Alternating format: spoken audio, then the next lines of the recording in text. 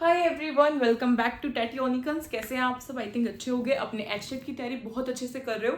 जैसे कि आप सबका हमारी जितने भी चैनल पे वीडियोस हैं उन सब पे काफी अच्छा रिस्पॉन्स रहा है, इसलिए मैं आप सबके लिए एक और पीवाईक्यू लेकर आई हूँ एचटेट का ही। तो बात करते हैं, आज ये लेवल 2 का है, लेकिन आप सबको पता होना चाहिए कि ये जो है पीआरटी, टीजीटी और पीजीटी तीनों के लिए ही जो हम सीडीपी करा रहे हैं बहुत इंपॉर्टेंट है। तो आपको इन तीनों के लिए सीडीपी करनी है, और ये जो है अगर आप कर लोगे तो आपके 30 में से 30 नंबर कोई भी नहीं रोक सकता। 30 में से आप सबके 30 नंबर बिल्कुल पक्के हैं। बस आपको ये सारी सीडीपी अच्छे से करनी है जो मैं करा रही हूँ विद एक्सप्लेनेशन। तो without wasting any time start करते हैं। सबसे पहले आप देख सकते हो कि ये हमारा पार्ट 1 जो उसमें पहला क्वेश्चन आ गया सीडीपी का, और क्वेश्चन बोल रहा है निम्नलिखित में से क्रिया को आरंभ करने, जारी रखने और नियमित करने की प्रक्रिया कौन सी है। बात हो रही है यहाँ पे कि अगर हम कोई भी जो अपना प्रोसेस है उसे कर रहे हैं तो उसे जारी रखने के लिए, आरंभ करने के लिए, उसे जारी रखने के लिए कि वो चलती रहे, ठीक है, और नियमित करने के लिए कौन सी प्रक्रिया होती है। तो आप सबको पता होगा कि कोई भी अगर हम एक्टिविटी कर रहे हैं, जब तक बच्चा जो है उसको कोई मोटिवेशन नहीं होगा, उसको किसी चीज का लालच नहीं होगा, तो वो उसे नहीं करेगा। छोटा बच्चा होता है तो हम क्या कहते हैं कि बेटा अगर क्लास में जो है सबसे पहले जो आंसर देगा उसको मैं एक टॉफी दूंगी, तो सभी बच्चे आंसर देने की कोशिश करते हैं, है ना, ऐसा ही होता है।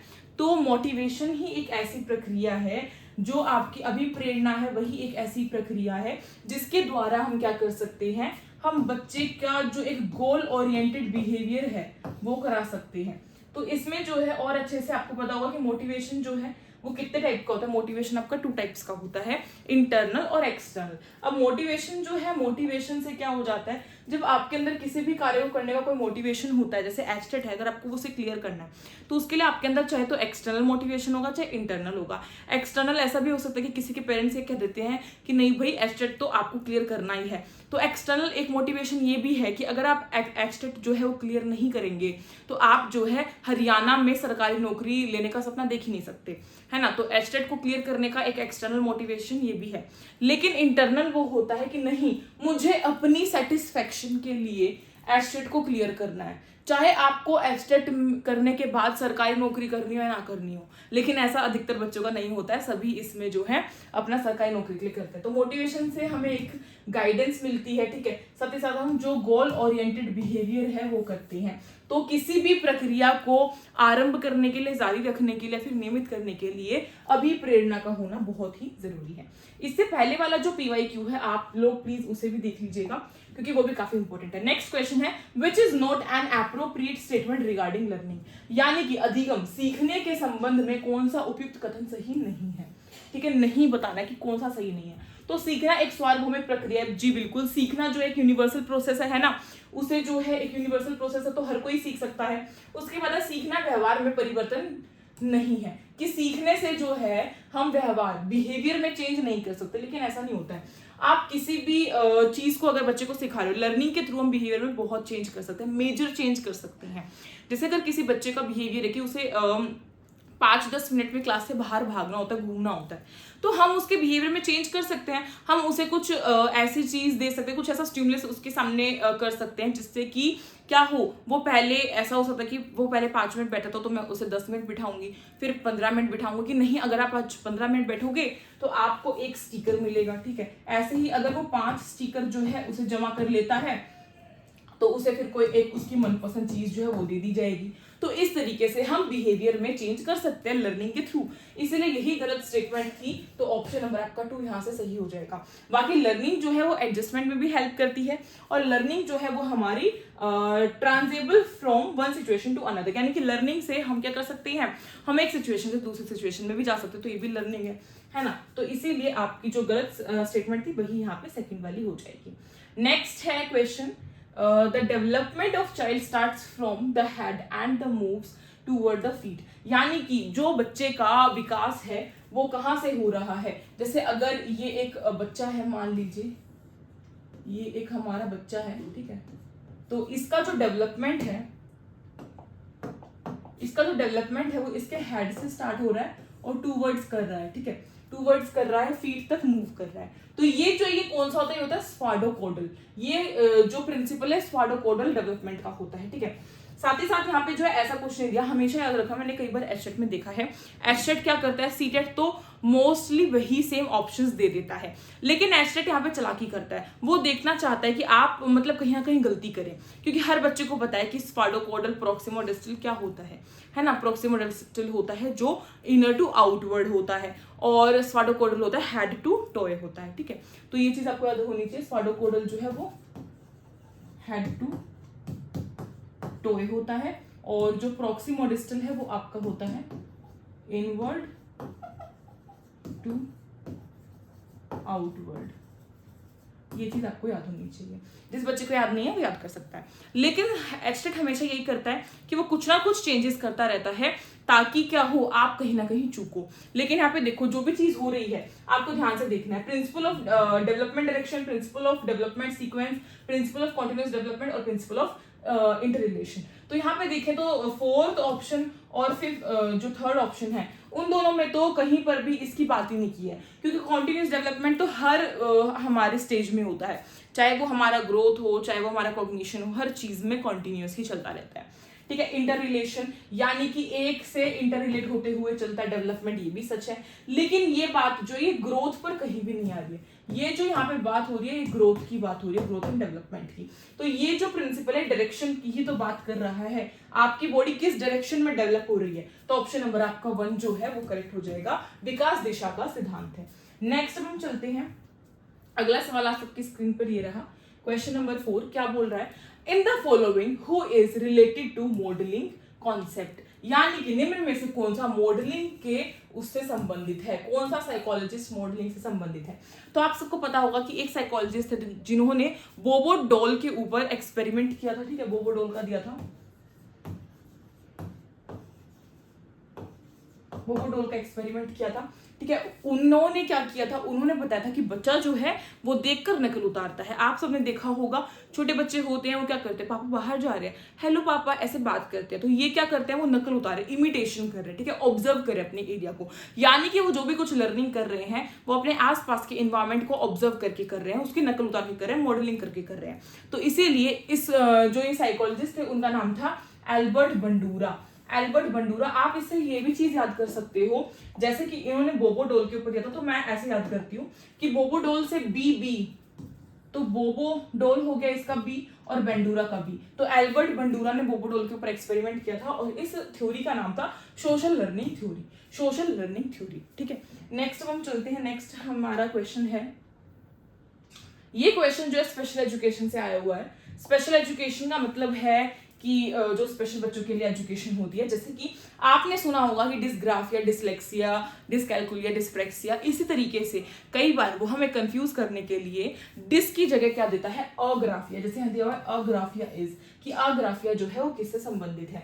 तो अग्राफिया कहते हैं, किसको कहते हैं अग्राफिया, ग्राफ, पीछे ग्राफ आ रहा है तो ग्राफ जो है वो ऐसे ही तो बनता है, लिखते ही तो है, उसे बनाते ही तो है, बोलते थोड़ी है ग्राफ को, ग्राफ को मैं बोल के नहीं बता सकती, उसमें कोई कैलकुलेशन नहीं है, ग्राफ तो हम बस बना रहे हैं, है ना, ड्रॉ कर रहे हैं। तो ये जो भी चीज है, ग्राफ की जो भी चीज होगी हमेशा याद रखना वो आपकी रिलेट होगी राइटिंग से, ठीक है, राइटिंग से।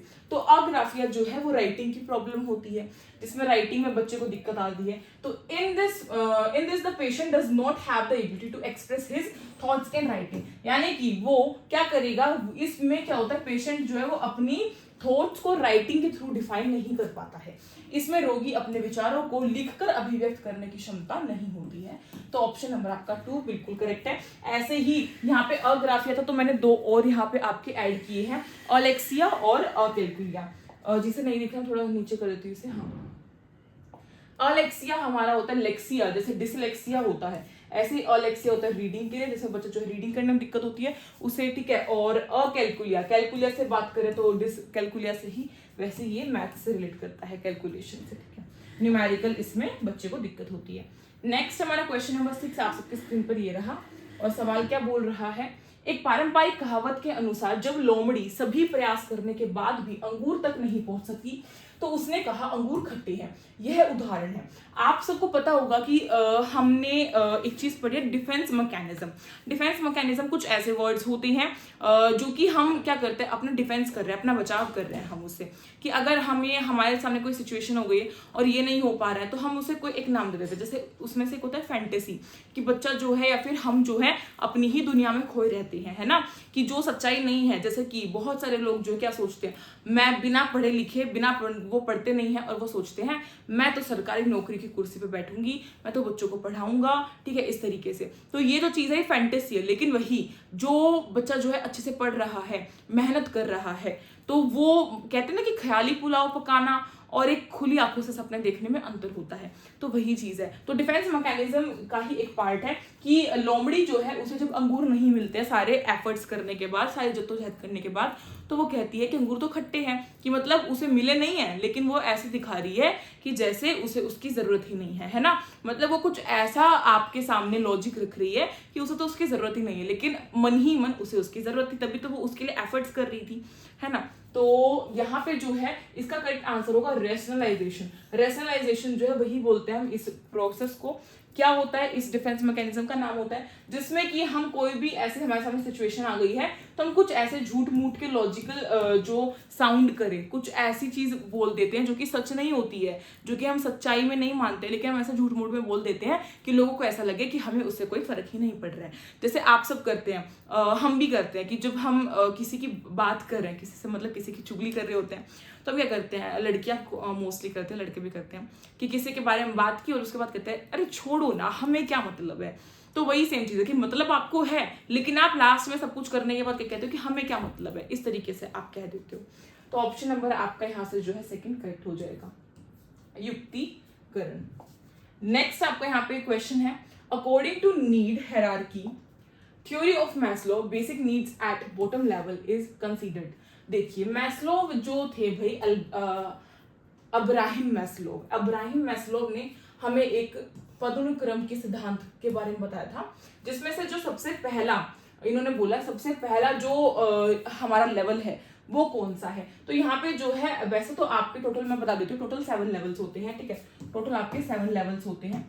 यहाँ पे आपको दिख भी रहा होगा। सबसे पहला जो है बॉडली नीड्स, यानी कि जो हमारे बॉडली नीड्स है, मतलब सबसे पहले ये मोटिवेशन की एक हायरार्की इन्होंने बताई हुई है, ठीक है, पिरामिड टाइप है, जिसमें क्या होता है कि सबसे पहले इंसान जो है उसे रिश्ते नातों से कोई मतलब नहीं है। अगर आपको कहीं जंगल में छोड़ दिया जाए तो आपको अपने पेरेंट्स की याद नहीं आएगी, आपको सबसे पहले भूख लगेगी, सबसे पहले प्यास लगेगी, है ना, आपको सबसे पहले खाना चाहिए, जीवन के लिए आपको सबसे पहले खाना चाहिए, तो वो आपकी बॉडी की नीड है। आपको स्लीप चाहिए, ठीक है, तो ये जो है बॉडी की नीड है, तो बॉडली नीड्स। उसके बाद आता है सेफ्टी नीड्स, कि खाना वाना मिलने के बाद आप कहते हो कि नहीं हमें तो कोई सुरक्षा भी चाहिए, भाई हम अपने घर में रह रहे तो बाहर से कोई चोरी चकारी ना कर ले, तो इसलिए हमें सुरक्षा भी चाहिए।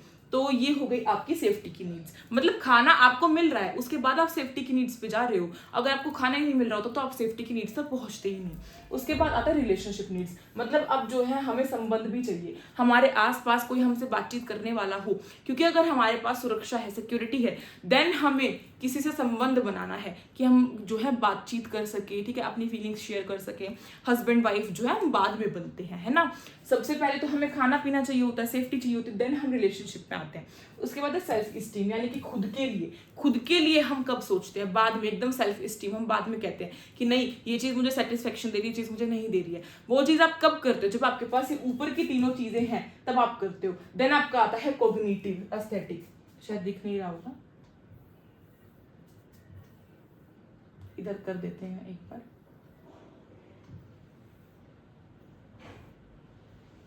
एक सेकेंड, हाँ अब दिख रहा होगा, इसमें आपको दिख रहा होगा कि उसके बाद आते कॉग्निटिव, यानी कि आप जो सोच समझ के कर रहे हो वो वाली नीड्स, फिर एस्थेटिक, उसके बाद सेल्फ एक्चुअलाइजेशन।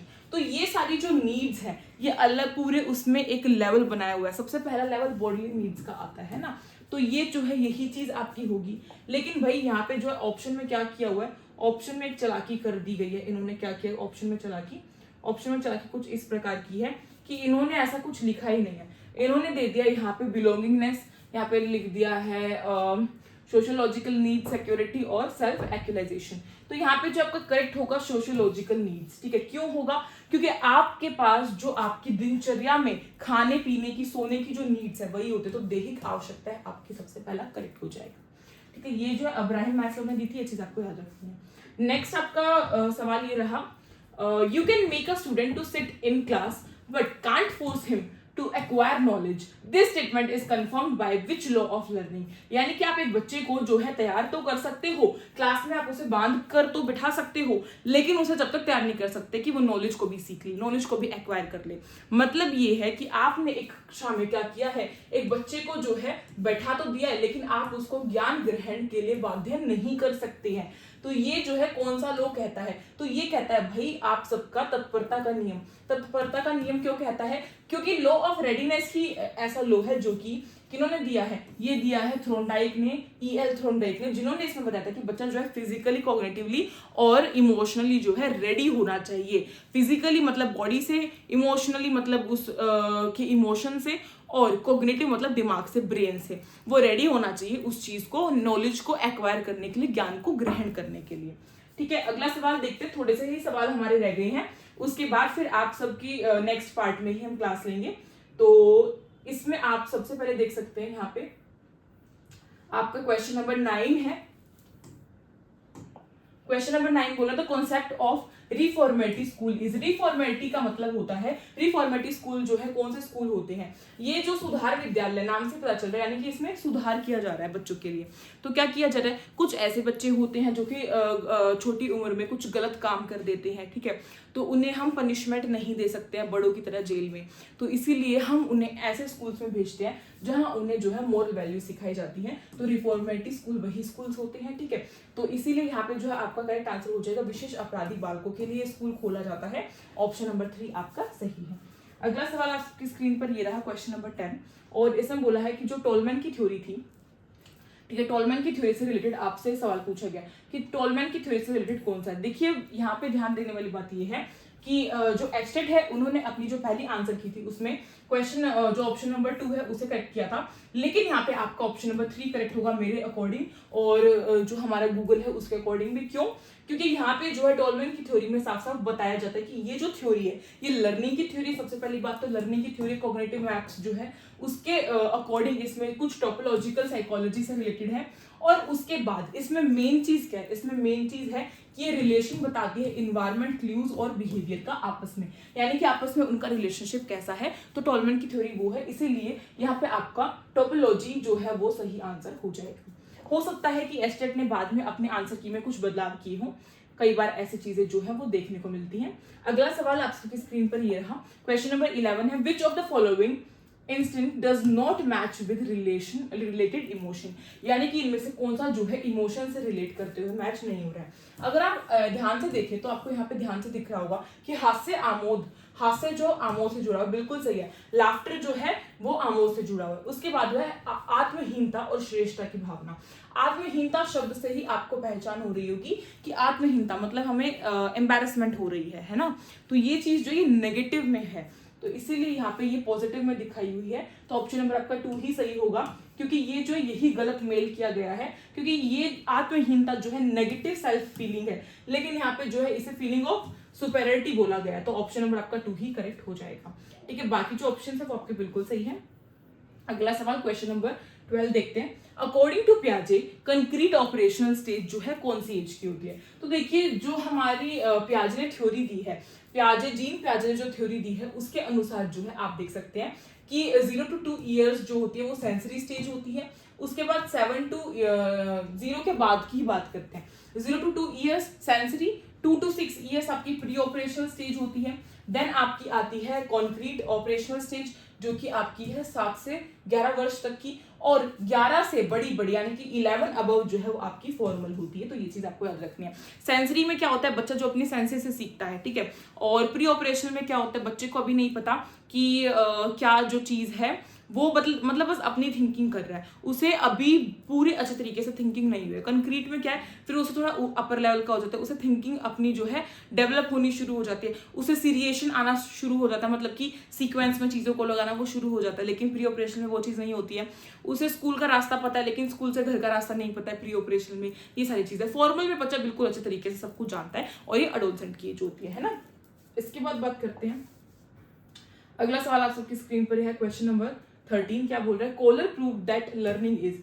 कॉलर ने जो है एक लर्निंग के बारे में कौन सी बात सही बोली है। तो जो हमारे वुल्फ गैंग कॉलर है, यहाँ पे कोलबर्ग और कॉलर में डिफरेंस है। वुल्फ गैंग कॉलर जो है ये अलग है और कोलबर्ग अलग है। तो वुल्फ गैंग कॉलर ने एक हमारी दी थी, इनको जो है इनको क्या बोलते हैं, इनको फाउंडर बोलते हैं हम, गेस्टल्ट साइकोलॉजी के फाउंडर हैं ये, ठीक है। इन्होंने जो ये लर्निंग दी है, इसमें क्या हुआ है, इसमें ये बात बोली गई है कि बच्चा जो है which involves perceiving the whole situation and relationship between its parts, यानी कि इसमें जो है जो भी लर्निंग है उसमें क्या हो रहा है, उसमें बच्चा जो है उसको परसीव तो कर रहा है, साथ ही साथ जो उसका पार्ट है उसको, उसके बीच में जो रिलेशनशिप है उसको भी समझ रहा है। तो ये कॉलर ने दी है, इसलिए ऑप्शन नंबर आपका 4 सही होगा। संपूर्ण परिस्थिति का प्रतिशीकरण करना, ठीक है, द होल सिचुएशन परसेप्शन, यानी कि पूरी ही सिचुएशन का यहाँ पे क्या हो रहा है, वो परसेप्शन कर पा रहा है। उसके बाद अगला सवाल आप सबकी स्क्रीन पर ये रहा, और ये सवाल है कि कंडीशन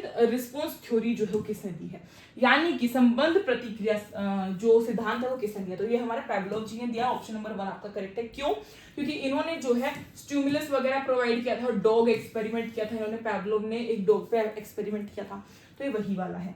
उसके बाद बात करते हैं, अगला सवाल आप सबकी स्क्रीन पर ये रहा, सवाल बोल रहा है कि the mental as of 6 years old girl, यानी कि एक 6 साल की लड़की है, यहाँ पे ध्यान से सुनना, हमें जो है रियल एज या कॉमन एज जो है वो दी हुई है 6 years, ठीक है। फिर इन्होंने बोला है 7.5 years जो है उसकी मेंटल एज है, क्या है, मेंटल एज है। तो MA जो है वो उसकी मेंटल एज है 7.5। अब इन्होंने बोला है कि उसका IQ कितना होगा। तो IQ निकालने का एक बहुत ही सरल सा फॉर्मूला होता है, क्या होता है, MA/CA × 100, ये है IQ निकालने का फॉर्मूला। तो इस तरीके से आप IQ निकाल सकते हैं। तो ऐसे जो है हमने क्या किया है, 7.5 को ऊपर रखा है, 6 को नीचे रखा है, उसके बाद मल्टीप्लाई किया 100 से, तो आपका IQ निकल गया है 125। तो ऑप्शन नंबर आपका जो पहला है 125 वो करेक्ट है। होपफुली आपको आज की क्लास काफी अच्छी लगी होगी। अब हम मिलेंगे पार्ट 2 में, तो फटाफट से लाइक कीजिए, सब्सक्राइब कीजिए, शेयर कीजिए, टेलीग्राम ग्रुप की लिंक डिस्क्रिप्शन बॉक्स में से ज्वाइन कीजिए, साथ ही साथ कमेंट करके बताइए कि आज की क्लास कैसी लगी। Thank you so much for this video, stay tuned.